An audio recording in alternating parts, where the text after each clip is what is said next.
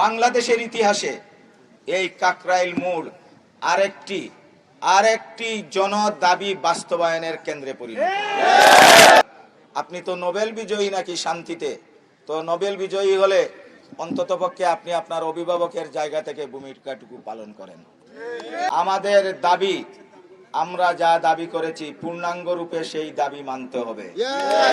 আমরা এমন একটি পর্যায়ে উপনীত হয়েছি, আমাদের এখন আর বেঁকে যাওয়ার কোনো সুযোগ নেই। আমরা আপনাদের সর্বোচ্চ সহযোগিতা চাই এবং আপনাদের এই সহযোগিতার জন্য আমি আপনাদেরকে আবারও ধন্যবাদ জানাচ্ছি।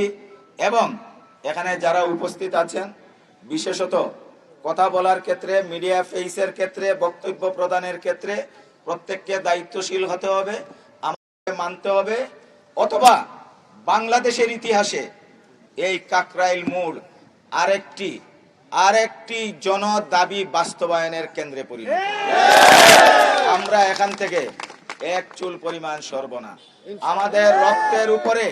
আমাদের রক্তের উপরে প্রতিষ্ঠিত যে সরকার আমাদের যদি চোখ রাঙিয়ে কথা বলে, আমাদের হুমকি দুমকি দেয়, আমাদের উপর যদি যে কোনো রকমের যদি স্টিম রুলার চালানোর প্রচেষ্টা করে, তাহলে আমরা সেটাকে রুখে দেব।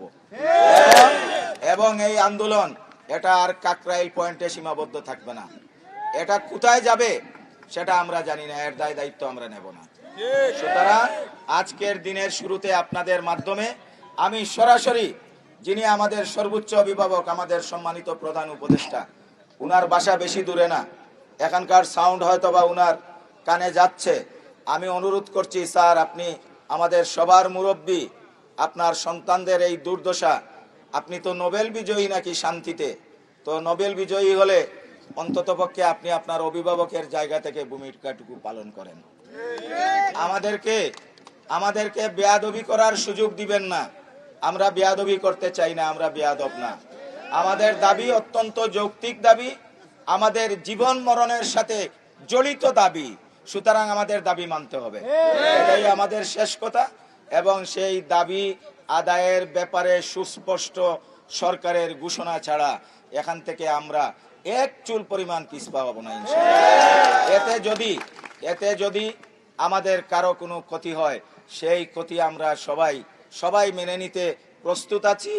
আমার যদি কোনো ধরনের কোনো সমস্যা হয়, আমাকে যদি সরকারি কোনো এজেন্সির লোক তুলে নিয়ে যায়, এই আন্দোলন যেন থেমে না যায়, প্রত্যেকে কিন্তু সেখানে ছুটে আসবে।